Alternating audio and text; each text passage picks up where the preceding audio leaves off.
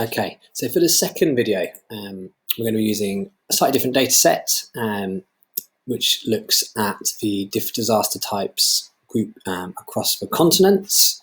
And then we've got the number of events that happened, total deaths, injured, affected, etc. The purpose of this is we're going to be trying to build some skills using pie charts and bar graphs. Okay, so first one we're trying to do is consider which of the disaster types is the most deadly. Okay, and I'm going to have a go at producing a bar chart to show that. So the first thing I need to do is group the data as such that it can do it. There's a couple of ways I can do this, but I find one of the easiest ways is to just kind of create a new table of the data I want. So what I'm going to do here is I'm going to create a new sheet at the bottom here, and I'll call it pie charts. Keep things nice and straightforward. Okay, now I'm going to need all of this. So Command A, Command C, click back on my sheet, Command V. Great, here's my data. Okay, now just quickly format this so I can see exactly what I'm working with. Quickly add in my filter, and make my life a little bit easier. So now, I find the easiest way to kind of produce this bar chart, although if you're having a bigger data set, there's kind of workarounds with this, is I need to know some totals. So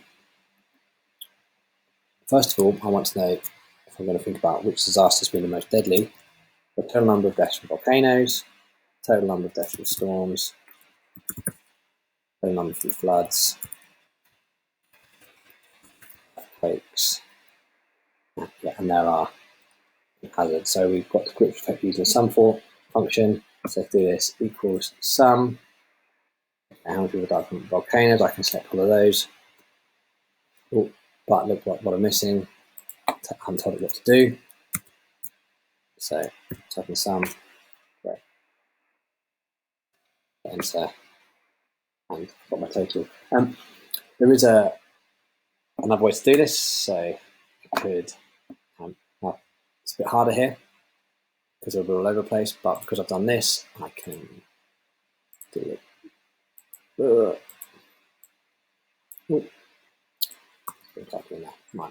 So if I've done this, I can sort. Okay, so I'd still want to keep them all turned on, but I want to sort it that way. Most more likely will be easier. It's moved it down here, but it doesn't matter. Hyphen equals sum of when people die from storms in the different continents. Oh, again, I can't tell what to do, so I can go back and edit that. Sum, everything like that. Right. Then once I've got all my data, I can select this kind of small sample here. I can press insert. I can put chart. Again, it knows more or less what I want to do here, so it's already created my bar chart. Is the kind of, let's call it a column chart, of what it feels is the most appropriate. So that's kind of handy for me. What I do want to do is customize that. So I want to add in an appropriate title.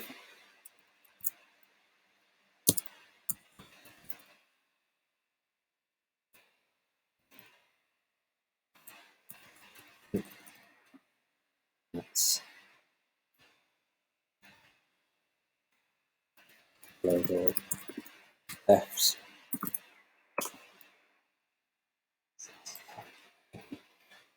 Probably should add an axis title here, and that's something that you can do. Yeah, if you focus on all this, you can add in different titles. Okay, so that's our first skill. We can copy and paste that across, and we can see that comparing these two, volcanoes are more deadly within the data showing. Now, the next kind of inquiry question we've got to consider is the spatial distribution. So rather than grouping it by type, I want to consider the same sort of thing, but I want to do it by region. So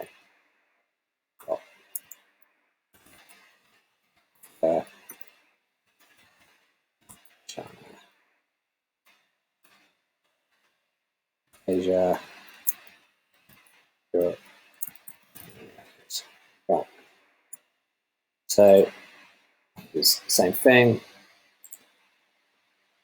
I can sort it alphabetically. Somewhat messed up my table there. So what I'm going to do, I'm going to cut that.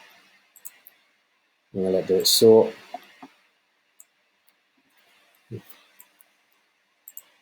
I'll do that for a minute.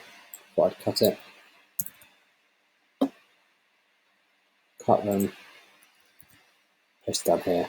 Keep it that straightforward. I'm just going to move those down here so they don't get messed up as well. Now I can do my sort by type, sort by alphabetical. Okay, so I can find out, like, these are my people in Africa. So I'm doing some of those.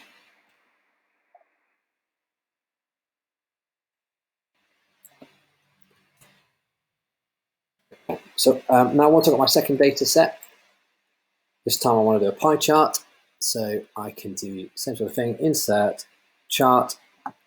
It's going to probably give me a bar chart again, but I don't want that. I want to scroll down. Let's have this nice 3D pie chart. Okay, I mean, it's only got one variable on it at the moment, so it's 100%. But once I show the other data, it will plot that as needed. If I need to customize it, I need to put chart on or give it any of the names, I can do that as well. Okay, so that's my first two. One other third inquiry question, it gives you a chance to kind of practice these. And to do that, for a minute. So now once I get rid of that, the whole data goes because it doesn't know what to plot. We're going to use this total damage, and we're going to be doing the same thing. So grouping it by country. So we probably want to call this one